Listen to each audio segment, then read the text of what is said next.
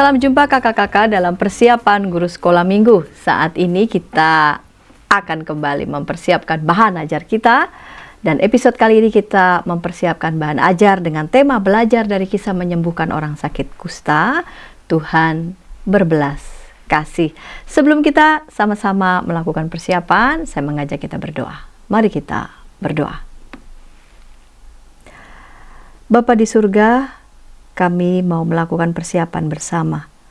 Mempersiapkan bahan ajar kami sebelum kami menyampaikan firman Tuhan kepada anak-anak sekolah minggu. Berkatilah kami, ya Bapa, berikanlah kepada kami hikmat kemampuan, agar kami boleh melakukan persiapan ini dengan baik dan apa yang akan kami sampaikan boleh menjadi berkat. Terima kasih Bapa, dalam Kristus kami berdoa. Amin. Silakan Kak Pendeta Hendra boleh menyampaikan bahan Alkitab.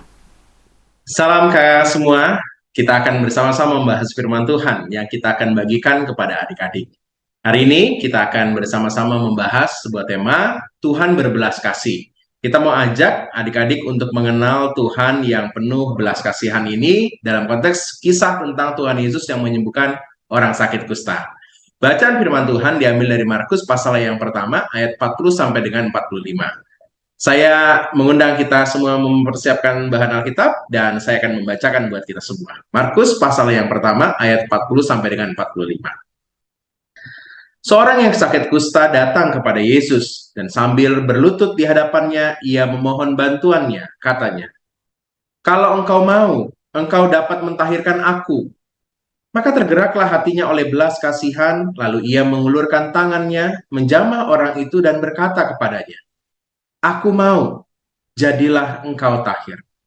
Seketika itu juga lenyaplah penyakit kusta orang itu dan ia menjadi tahir.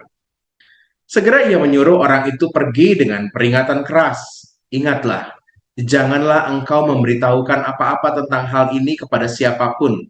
Tetapi pergilah, perlihatkanlah dirimu kepada imam dan persembahkanlah untuk pentahiranmu persembahan yang diperintahkan oleh Musa sebagai bukti bagi mereka. Tetapi orang itu pergi memberitakan peristiwa itu dan menyebarkannya kemana-mana, sehingga Yesus tidak dapat lagi terang-terangan masuk ke dalam kota. Dia tinggal di luar di tempat-tempat yang sepi, namun orang terus juga datang kepadanya dari segala penjuru. Demikian firman Tuhan yang kita akan bahas dan sampaikan pesannya kepada adik-adik. Kakak-kakak yang terkasih, di ayat 40 kita menemukan bahwa ada situasi unik, di mana nampaknya Tuhan Yesus ini ada dalam posisi yang dekat dengan orang sakit kusta ini. Disebutkan di sana, orang yang sakit kusta ini berlutut di hadapannya. Jadi kira-kira mungkin kalaupun itu tidak begitu dekat, tapi setidaknya nggak begitu jauh sekali ya, sehingga si orang kusta ini bisa berlutut. Karena kalau jauh dia akan berdiri dan berteriak ya. Tapi karena mungkin jaraknya tidak begitu jauh, maka ia berlutut. Berlutut juga tanda bahwa ia sungguh-sungguh memohon dengan kerendahan hati kepada Tuhan. Padahal kakak-kakak, orang sakit kusta itu biasanya ditempatkan di luar kota. Karena apa? Karena mereka dicap sebagai pribadi yang najis, dia tidak bisa hidup bersama-sama di dalam kota, karena akan bisa membuat orang lain jadi najis juga. Karena kalau bersentuhan dengan orang sakit kusta, maka orang yang bersentuhan itu tidak lagi tahir. Dan itu sebuah peraturan yang umum. Banyak orang-orang kusta dikumpulkan di luar kota. Ya mungkin itu pola dari karantina pada zaman itu. Jadi kalau Tuhan Yesus dan orang kusta ini dalam jarak yang dekat, maka apa yang kita baca dalam ayat yang ke-40 bisa terjadi, di mana orang sakit kusta ini berlutut di hadapannya. Menandakan bahwa sebenarnya Tuhan Yesus memberi diri ya kepada orang-orang yang sebenarnya dijauhi bagi orang-orang pada saat itu karena sakit kustanya. Dan kalau kita melihat di ayat 40, orang yang sakit kusta ini benar-benar percaya kepada Tuhan Yesus. Mungkin dia sudah dengar tentang Tuhan Yesus, mungkin iman yang digerakkan oleh Tuhan sendiri membuat dia sungguh-sungguh percaya bahwa kalau Tuhan mau, maka aku bisa menjadi tahir. Di ayat 40 ini menggambarkan kerendahan hati si kusta, tetapi juga iman yang begitu luar biasa dari si kusta kepada Tuhan Yesus. Selain Tuhan Yesus sendiri memberikan hati kepada orang sakit kusta ini, sehingga ia dalam jarak yang tidak begitu jauh. Kakak-kakak, dari sini kita melihat bahwa ketika ada Tuhan yang mendekat, maka kita punya akses juga untuk memohon dan iman kita bisa terungkap dengan baik karena Tuhan sendiri yang mendekati kita. Jadi bukan karena usaha kita semata, tapi justru karena Tuhan sendiri yang membuka hati dan dia dekat dengan kita. Seperti yang terjadi pada orang kusta ini. Dalam ayat yang ke-41 disebutkan bahwa Tuhan Yesus ternyata benar, dia memberi hati. Disebutkan di dalam ayatnya yang ke-41 ini, tergeraklah hatinya oleh belas kasihan. Kata yang sangat khusus sekali menggambarkan kasih seorang ibu kepada anaknya yang dinyatakan oleh Tuhan Yesus ketika melihat seseorang yang perlu bantuan. Dan dalam kasus ini kepada orang kusta. Tergeraklah hatinya oleh belas kasihan, itu sangat-sangat murni kasih yang ya seperti kasih ibu, hanya memberi tak harap kembali. Dia benar-benar terungkap dari kedalaman dirinya, dari rahim ya. Jadi kata yang mewakili belas kasihan ini adalah kasih yang rahimi, kasih seorang ibu kepada anaknya. Ini menggambarkan betapa Tuhan Yesus mengasihi orang yang sakit kusta pada saat itu. Ia bahkan menunjukkan kasihnya itu dengan mengulurkan tangannya dan menjamahnya.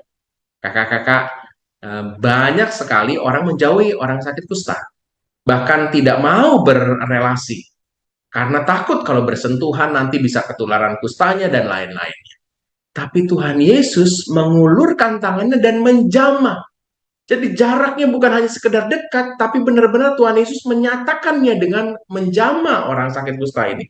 Secara khusus Tuhan Yesus sudah memberikan penerimaan. Nah, ini yang luar biasa.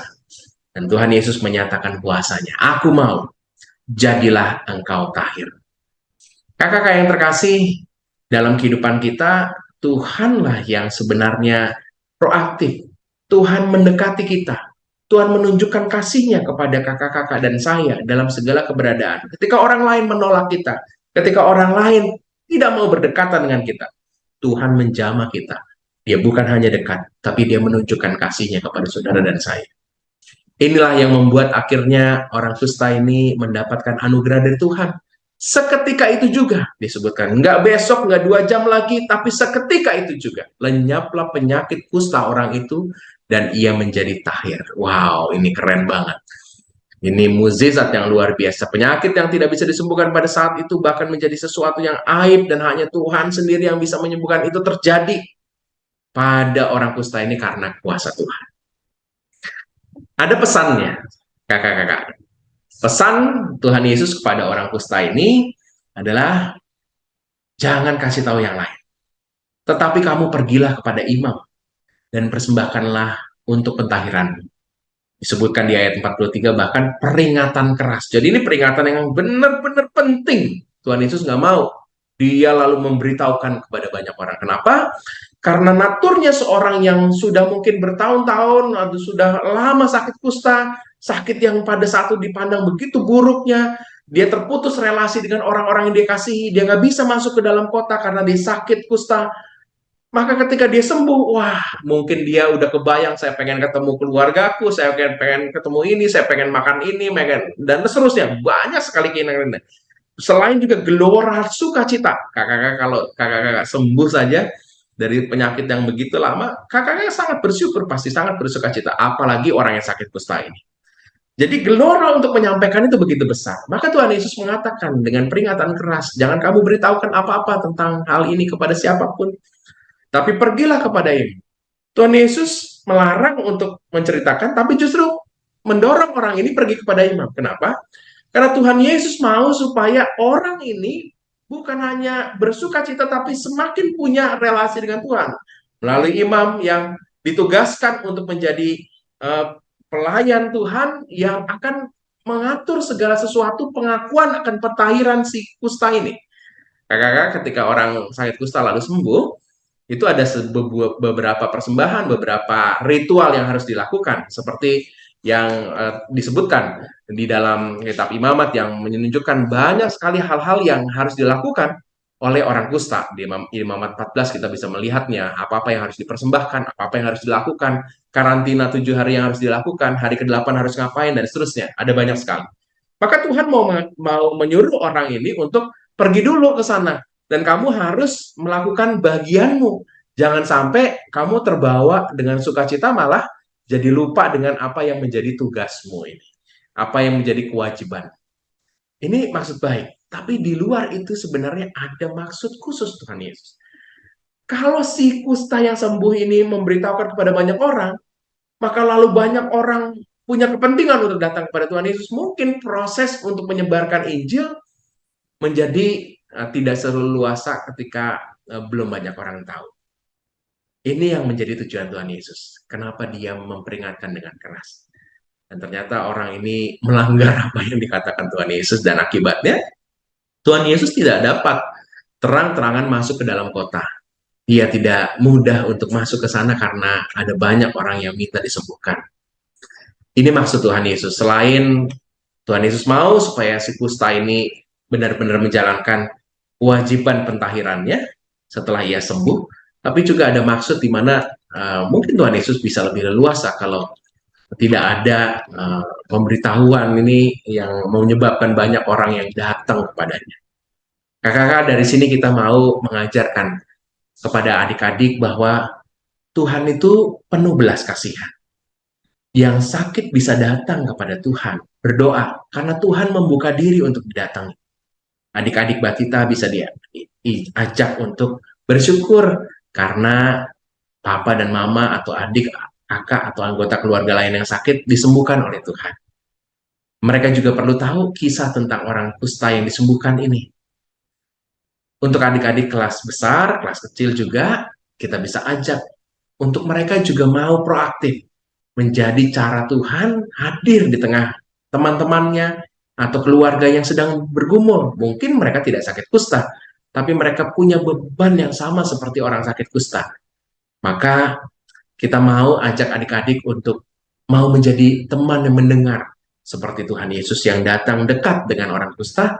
Adik-adik bisa diajak untuk menjadi teman bergumul bersama dengan teman-teman yang sedang punya masalah. Bahkan mendoakan, memohon kepada Tuhan supaya ada kesembuhan pada mereka atau kelepasan dari segala situasi berat yang sedang dilanda oleh keluarga. Demikian kakak-kakak, semoga kisah tentang Tuhan Yesus yang menyembuhkan orang sakit kusta bisa kita sampaikan dengan baik, dan terlebih daripada itu, anak-anak bisa mengenal bahwa Tuhan berbelas kasihan. Demikian pembahasan firman Tuhan hari ini. Tuhan Yesus berkati. Terima kasih Kak Pendeta Hendra untuk penyampaian materi bahan Alkitab. Kita akan mendengarkan Kak Pendeta Agus Gunawan yang akan menyampaikan metode pengajaran bagi anak-anak kelas Batita Balita dan kelas kecil. Namun sebelumnya kita dengarkan pesan-pesan berikut ini.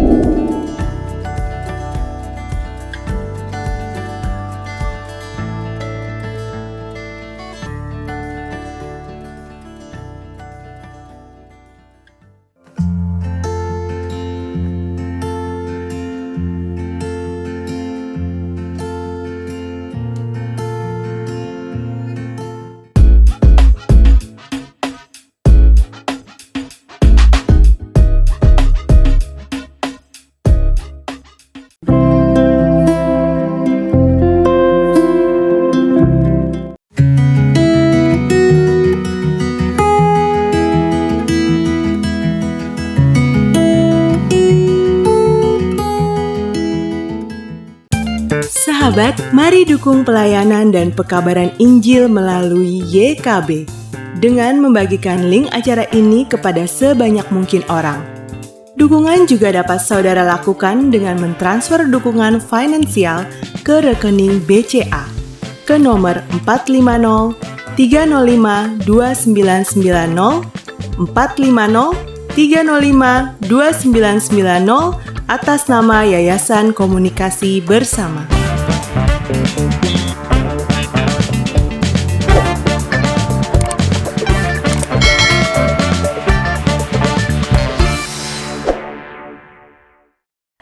Senang masih bersama dengan kami dalam program Persiapan Guru Sekolah Minggu. Saat ini kita mempersiapkan bahan ajar belajar dari kisah menyembuhkan orang sakit kusta, Tuhan berbelas kasih. Baru saja Kak Pendeta Hendra menyampaikan bahan Alkitab. Dan kita mau mendengarkan Kak Pendeta Agus Gunawan akan menyampaikan metode pengajaran bagi anak-anak kelas balita-balita dan kelas kecil. Mari silakan Kak Agus Gunawan. Halo kakak-kakak guru sekolah minggu dimanapun kakak berada, berjumpa lagi dengan persiapan guru sekolah minggu untuk kelas batita-balita dan kelas kecil ya. Hari ini tema kita adalah Tuhan berbelas kasih.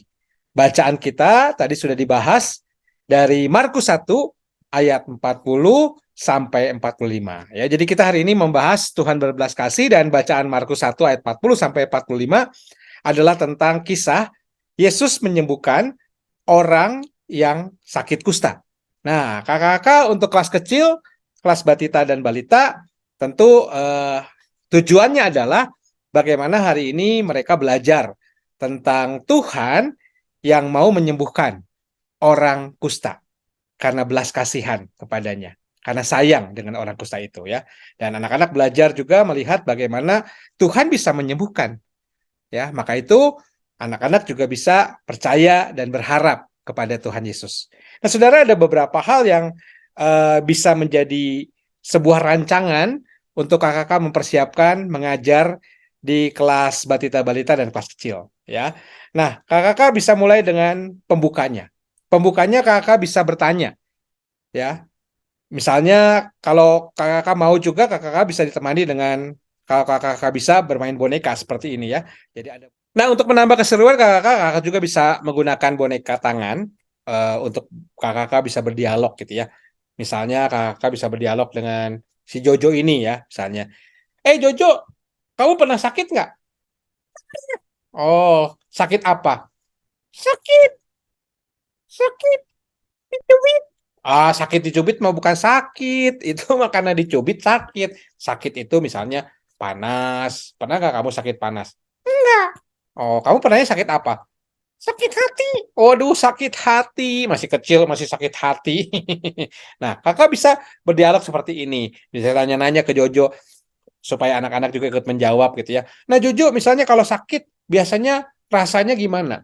Nano-nano. Nano-nano apa? Manis asam asin. Oh, manis asam asin rasanya ya. Itu bukan sakit, itu permen. Nah, kakak bisa seperti itu dengan boneka supaya menambah keseruan kepada anak-anak, dan setelah itu kakak juga berinteraksi. Sambil kakak bisa berlatih menggunakan suara perut kakak untuk bisa memainkan boneka dan juga menarik perhatian anak-anak. Jadi ada boneka yang kakak bisa mainkan ya.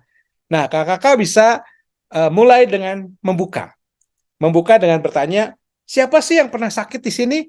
Lalu kita minta anak-anak menjawab pertanyaan kakak-kakak ya.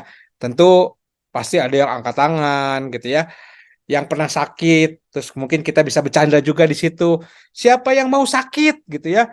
Nanti ada yang angkat tangan, kita bisa ketawa-ketawa dulu. Biasanya di kelas batita-balita, kalau siapa ditanya angkat tangan, pasti angkat tangan. Walaupun pertanyaan siapa yang mau sakit gitu ya. Lalu kita jelaskan, jangan dong mau sakit gitu ya.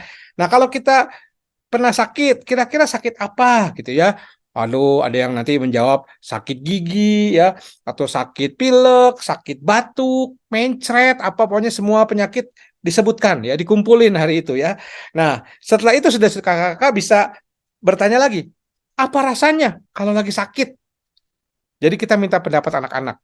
Ternyata kalau sakit itu tidak enak gitu ya, tidak bisa makan, terus hilang nafsu makan, lalu lemes ya, panas badannya, ya seperti anak di gambar ini yang harus pakai apa namanya tuh, kain dikasih air dingin supaya panasnya turun, lalu diukur panasnya, mesti minum obat, obatnya pahit, tidak enak dan sebagainya ya.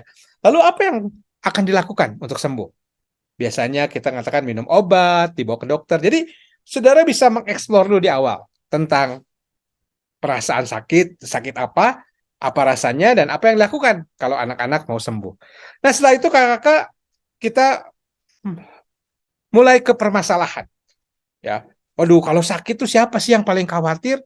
Biasanya yang paling khawatir itu orang tua kita, ayah kita, ibu kita, Mungkin juga nenek kita atau kakak kita ya, adik-adik kita juga kadang-kadang khawatir kalau kita sakit. Lalu apa yang dilakukan orang tua kalau kita sakit? Ya pasti yang dibawa ke dokter, beli obat, kasih makan makanan yang bergizi, dijaga ya, biasanya mungkin udah tidur sendiri, sekarang mamahnya atau biasanya mamahnya tidur menemani dan papahnya juga biasa ikutan gitu ya. Dan ada satu yang biasanya dilakukan orang tua. Mereka mendoakan ya. Nah, ceritanya ada satu anak nih waktu sakit, ketika udah dikasih obat, sudah semuanya dilakukan oleh orang tuanya, lalu orang tuanya ngajak dia untuk berdoa. Lalu anak itu bilang, "Mami, kenapa sih aku mesti berdoa? Kan kita udah ke dokter." Kata maminya, dokter itu adalah ya cara Tuhan menolong kita, tapi yang memberi kesembuhan adalah Tuhan sendiri. Ada loh, kita masuk ke dalam pembahasan Alkitab. Di Alkitab, di Markus 1 ayat 40 sampai 45, cerita tentang bagaimana seorang yang kena sakit kusta disembuhkan Yesus. Nah, di sini kita juga bisa ke anak wanita balita tanya dulu, anak-anak, sakit kusta tuh sakit kayak apa? Sakit yang pertama, badannya itu biasanya kayak bentol-bentol putih-putih, ya. Lalu biasanya badannya itu gatel, gatelnya tuh gatel sekali, sampai kalau digaruk itu bisa berdarah, ya. Kadang-kadang mereka saking gatalnya menggaruk-garuknya itu pakai batu, ya. Bayangin anak-anak, saking sakitnya tuh sakit, ya. Nah, pada satu hari ketika Yesus lagi jalan, ada seorang yang sakit kusta. Dia berteriak-teriak kepada Yesus, ya. Tuhan, Tuhan, kalau engkau mau, engkau pasti bisa memulihkan aku, menyembuhkan aku. Nah, karena dia berteriak-teriak begitu, lalu Tuhan melihat, dan Tuhan tergerak hatinya dengan belas kasihan. Lalu Tuhan mendekati orang itu, dan mengatakan, aku mau, jadilah engkau sembuh. Nah, pada saat itu, orang itu langsung sembuh, ya. Dan Tuhan menyembuhkan orang kusta itu. Wah, orang itu kegirangan. Lalu Tuhan bilang apa? Perlihatkan dirimu kepada imam. Karena pada waktu itu kalau orang kusta, kalau udah sembuh, mereka harus memperlihatkan dirinya kepada para imam dan mempersembahkan persembahan buat Tuhan yang menyembuhkannya. Nah, jadi orang itu akhirnya pergi ke imam, mempersembahkan, dan dia menceritakan karena gembira kepada semua orang bagaimana Tuhan menyembuhkannya. Nah, adik-adik Kristen, ini menarik ya. Jadi ketika orang kusta itu bilang, Tuhan Yesus, kalau engkau mau, engkau dapat menyembuhkan aku. Dan Tuhan menjawab, aku mau, jadilah engkau sembuh. Nah, kakak-kakak, dua bagian ini menjadi sangat menarik di sini. Bahwa kesembuhan itu berasal dari Tuhan. Dokter, obat-obatan, perawatan, itu menjadi cara Tuhan untuk menyembuhkan kita. Tuhan punya banyak cara untuk menyembuhkan kita. Maka itu, hari ini, dari cerita itu anak-anak belajar tentang bahwa Tuhan mengasihi kita. Dan Tuhan mau kita sembuh. Nah, kalau kita sudah ditolong oleh Tuhan, maka kita harus seperti orang kusta tadi. Menceritakan tentang kebaikan Tuhan itu di dalam hidup kita. Nah, kakak, inilah bagian yang kakak-kakak bisa bagikan kepada anak-anak kelas batita balita dan kelas kecil. Sebuah cerita yang sederhana, tapi punya makna mendalam tentang bagaimana Tuhan berbelas kasih, dan Tuhan juga mau menyembuhkan, baik orang kusta maupun adik-adik yang sakit. Maka itu penting juga mengajarkan adik-adik untuk berdoa, berharap kepada Tuhan. Sebab Tuhan mau, Tuhan mengasihi, berbelas kasihan kepada kita. Ya, oke kakak, selamat mempersiapkan diri. Tuhan memberkati. Amin. Terima kasih Kak Agus Gunawan yang boleh menyampaikan metode pengajaran bagi anak-anak kelas batita balita dan kelas kecil. Sekarang kita mau mendengarkan metode pengajaran bagi anak-anak kelas besar yang akan disampaikan oleh Kak Novinda. Namun sebelumnya kita dengarkan pesan-pesan berikut ini.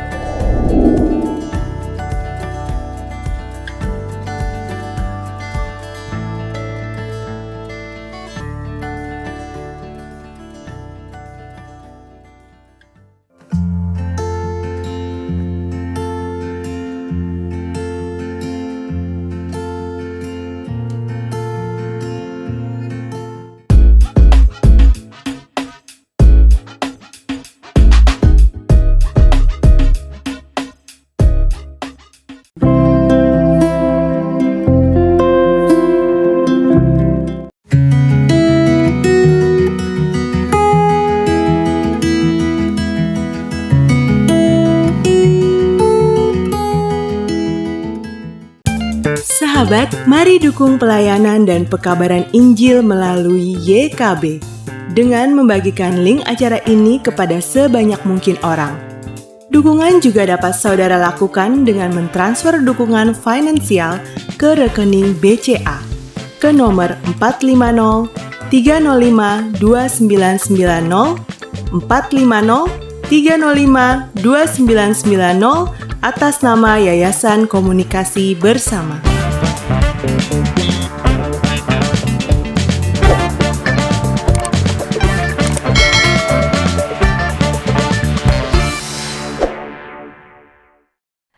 Kakak-kakak sedang masih bersama dengan kami dalam program persiapan guru sekolah minggu. Kita sedang mempersiapkan bahan ajar dengan tema belajar dari kisah menyembuhkan orang sakit kusta. Tuhan berbelas kasih.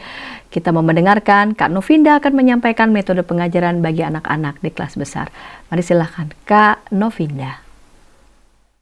Halo semuanya. Saat ini saya akan berbagi persiapan mengajar sekolah minggu untuk kelas besar dengan tema Tuhan berbelas kasih yang terambil dari Markus 1 ayat 40 sampai 45. Nah, tujuannya ada 3 poin. Yang pertama adalah dengan membaca perikop dari Markus 1 ayat 40-45, anak sekolah minggu dapat mengenal Kristus yang adalah kasih dan Kristus yang penuh belas kasih.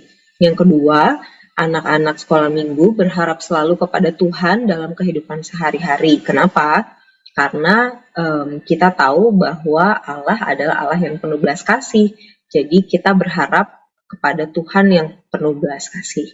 Yang ketiga adalah anak-anak dapat menyatakan karakter belas kasih Kristus kepada sesamanya. Ini yang akan kita nanti lakukan di dalam kegiatan refleksi. Nah, alur cerita untuk mengajar kelas besar dengan tema ini saya bagi ke dalam 3 bagian. Yang pertama adalah bagian intro, yaitu menjelaskan konteks bacaan. Pastinya diawali dengan membaca bagian perikop yang akan dibahas, lalu menjelaskan konteks bacaan supaya anak-anak pun belajar untuk memahami dan mengerti apa sih yang sebelumnya atau background-nya yang terjadi dan sampai di bacaan yang akan kita bahas. Yang kedua, bagian yang kedua adalah history, atau ini maksudnya adalah fokus kepada apa yang Kristus lakukan. Jadi sebelum ke anak-anak sekolah minggu, bagaimana kita sebagai orang Kristen berefleksi, kita harus memahami dulu apa yang Kristus lakukan atau apa yang Kristus kerjakan. Nah, baru bagian yang ketiga adalah God's story in my story, yaitu kisahnya Allah atau apa yang Kristus lakukan kita aplikasikan dalam kehidupan kita. Jadi refleksi bagi kita semua sebagai orang Kristen.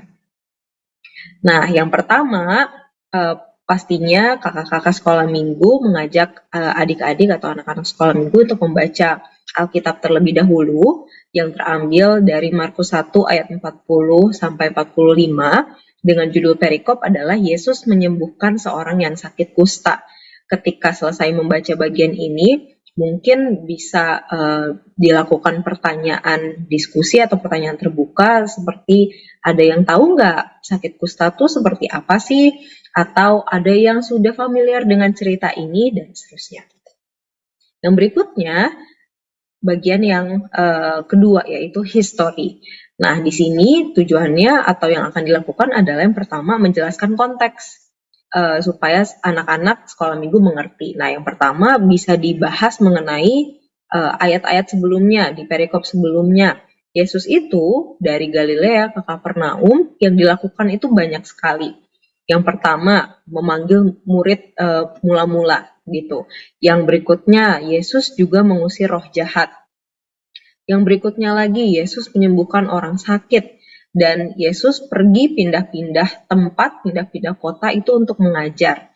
Nah, ketika sudah melalui beberapa kegiatan tersebut, sampailah ke bagian bacaan yang tadi kita sudah baca nih, yaitu Yesus menyembuhkan orang kusta. Nah, mungkin bisa diawali dengan demikian.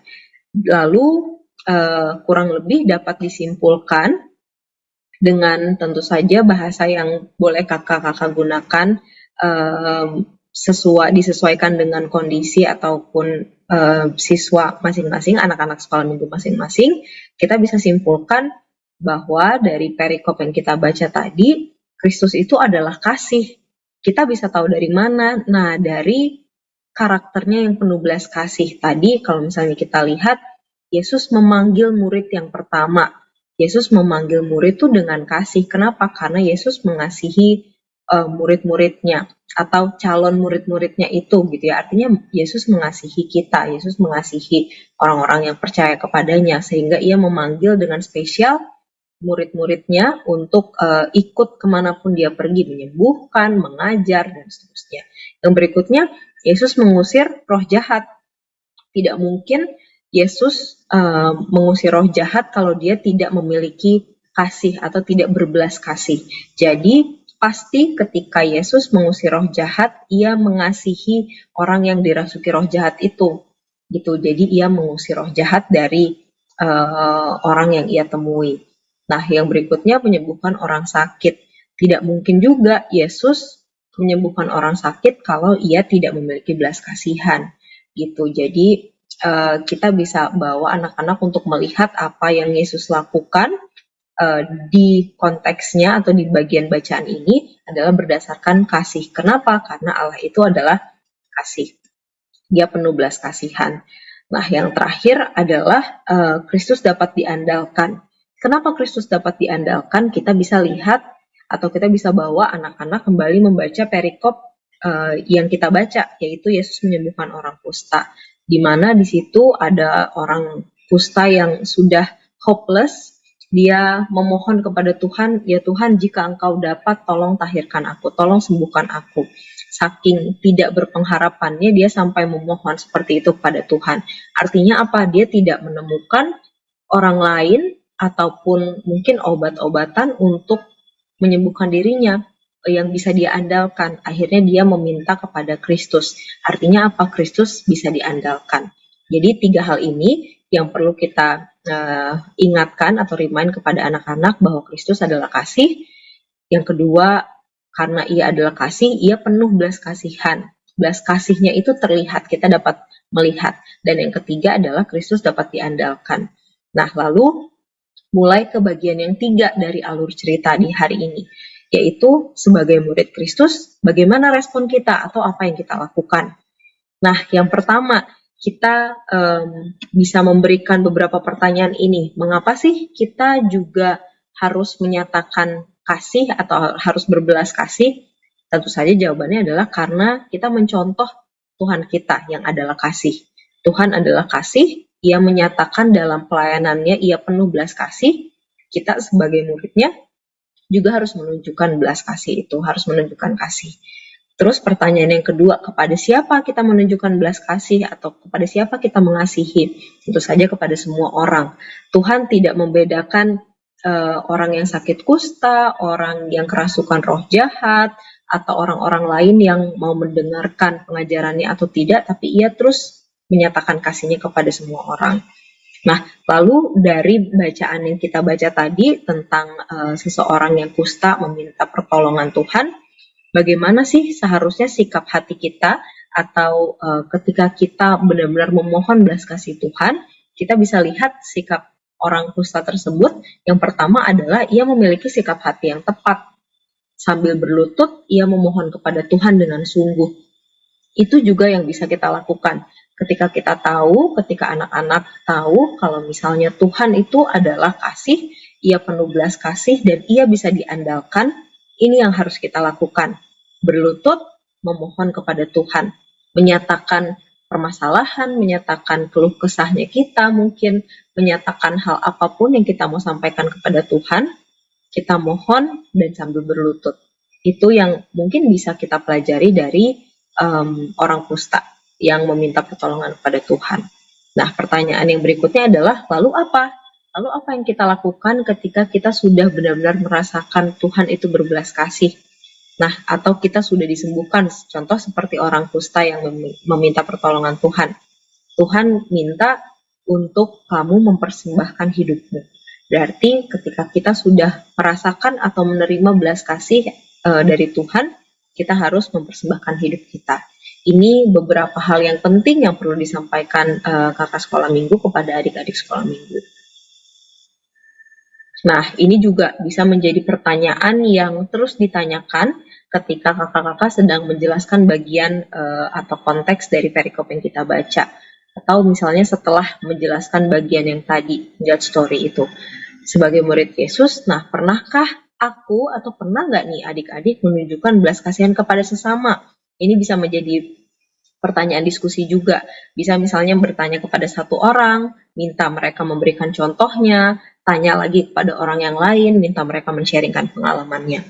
Lalu pertanyaan yang berikutnya, apa bentuk belas kasih Tuhan yang kurasakan, atau yang adik-adik rasakan, atau yang kakak rasakan? Bisa kita mulai dengan men-sharingkan pengalaman kita terlebih dahulu, baru kembali menunjuk adik-adik sekolah minggu.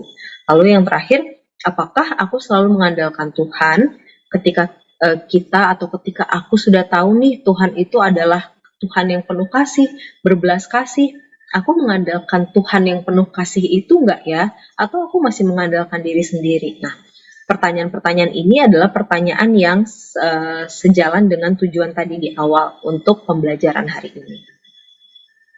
Nah, jika sudah diakhiri dengan pertanyaan refleksi seperti tadi, kita bisa melakukan beberapa kegiatan refleksi. Ini contohnya salah satunya adalah anak sekolah minggu nanti menuliskan kesulitan hidupnya. Apa yang sedang menjadi struggle mereka saat ini gitu ya, atau ketika sedang di dalam ibadah sekolah minggu. Lalu apakah anak-anak berani menceritakannya kepada orang lain? Mungkin kakak-kakak bisa mengelompokkan mereka dalam kelompok kecil atau berdua, bertiga gitu ya dalam satu kelompok, lalu minta mereka menuliskan, setelah itu men-sharingkan kepada teman kelompoknya atau kepada salah satu teman yang ada di kanan atau di kiri. Setelah itu poin yang terakhir adalah saling mendoakan gitu. Setelah misalnya saya sudah sharing kepada teman yang ada di sebelah kanan, teman yang di sebelah kanan sharing kepada saya, kita bisa menutupnya dengan doa bersama. Itu menjadi salah satu kegiatan refleksi yang bisa dilakukan. Atau ada kegiatan tambahan misalnya seperti menghafal ayat hafalan. Ini ada beberapa referensi saja dari Mazmur 103, Mazmur 116, atau dari Matius 5 ayat 7. Bisa dipilih salah satu, atau jika kakak-kakak sudah menemukan satu ayat yang sesuai juga bisa digunakan untuk ayat hafalan. Atau juga bisa menyanyikan satu atau dua lagu yang sesuai dengan tema Tuhan berbelas kasih. Contohnya ada satu lagu yang judulnya Tell the World of His Mercy. Terus ada juga lagu Mengasihi Lebih Sungguh. Bisa ditambahkan juga dengan mengasihi lebih sungguh, melayani lebih sungguh, mengampuni lebih sungguh. Lalu yang terakhir ada lagu juga yang bisa dinyanyikan, judulnya adalah Seperti Bapa Sayang Anaknya. Nah, kegiatan-kegiatan tadi bisa menjadi opsi, menjadi pilihan untuk menutup pembelajaran atau pembahasan refleksi atau renungan mengenai Yesus atau Tuhan berbelas kasih. Dan kita bisa menutup atau mengakhirinya dengan berdoa bersama. Kalau misalnya ada yang anak-anak memiliki pergumulan, anak-anak sekolah minggu punya pergumulan dan mereka mau men-sharingkan untuk kita doakan bersama-sama dengan komunitas, itu juga bisa menjadi contoh dan menjadi kesaksian bahwa aku punya masalah, aku punya struggle, tapi Tuhan berbelas kasih dan kita berpengharapan atau kita hanya mengandalkan Tuhan dalam hidup kita. Seperti itu. Nah, mungkin itu saja yang bisa saya sharingkan. Semoga memberkati, semoga menginspirasi, dan bisa diterapkan juga di dalam pembelajaran sekolah minggu kakak-kakak semua. Bye, God bless you. Terima kasih Kak Novinda yang sudah menyampaikan metode pengajaran bagian anak kelas besar, dan kami telah merampungkan untuk beberapa materi, baik itu penyampaian Alkitab, kelas batita balita, kelas kecil, dan kelas besar. Kami berharap apa yang kami sampaikan ini, yang kami sajikan ini, boleh makin melengkapi persiapan kakak-kakak semua, sehingga apa yang dipersiapkan boleh menjadi berkat. Sebelum kita berpisah, saya mengajak kita berdoa. Mari kita berdoa. Bapa di surga, kami berterima kasih Engkau boleh memberkati kami dalam persiapan ini Engkau makin memantapkan persiapan kakak-kakak semua, sehingga bahan ajar firman Tuhan boleh disampaikan dengan baik bagi anak-anak sekolah minggu. Terima kasih Bapa di sorga, dalam Kristus kami berdoa. Amin. Sampai jumpa di episode yang akan datang dengan tema persiapan lainnya. Sampai jumpa.